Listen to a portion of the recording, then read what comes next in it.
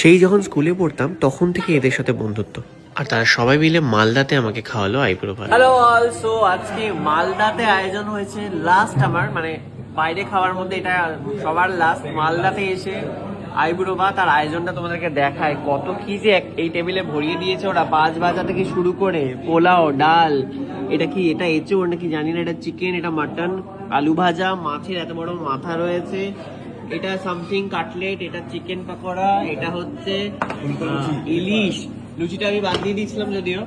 এদিকে হচ্ছে চাটনি, পায়েস, পায়েস না এটা দই, এটা হচ্ছে মিষ্টি, এটা আম পোড়া শরবত, এখানে ভেটকি, পাতুরি, ডাব চিংড়ি। এত কিছু আমি খেতে পারবো না, এই জন্য এরা সবাই দাঁড়িয়ে আছে এখানে লাইন দিয়ে, যে কখন আমি শুরু করবো তখন খাবে সবাই।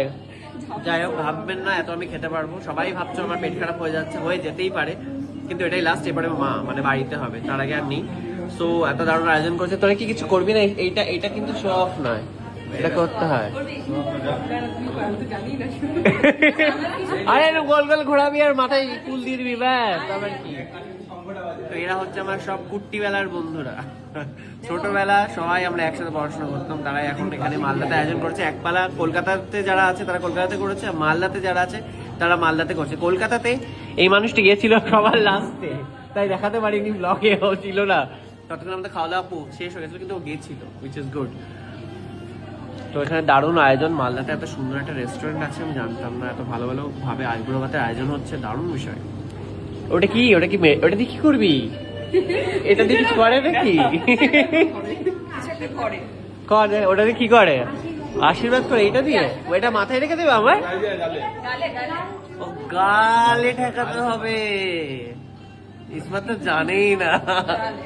ওকে দে, ওকে ট্রায়াল দিয়ে দেখি দে ওকে। হ্যাঁ হ্যাঁ, ওইরকম ওইরকম।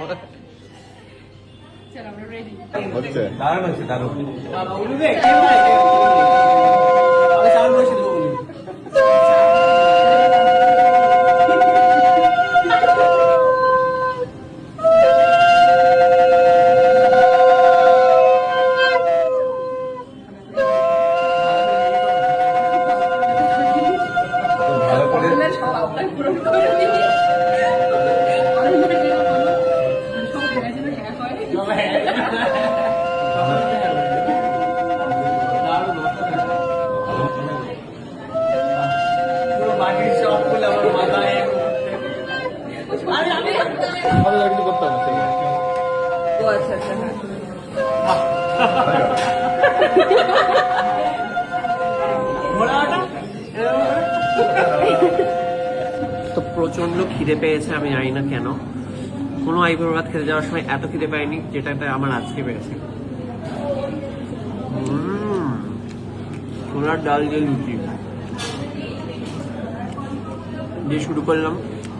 এরপরে রয়েছে ভেটকি, ইলিশ, মাটন, চিকেন, সব কিছু।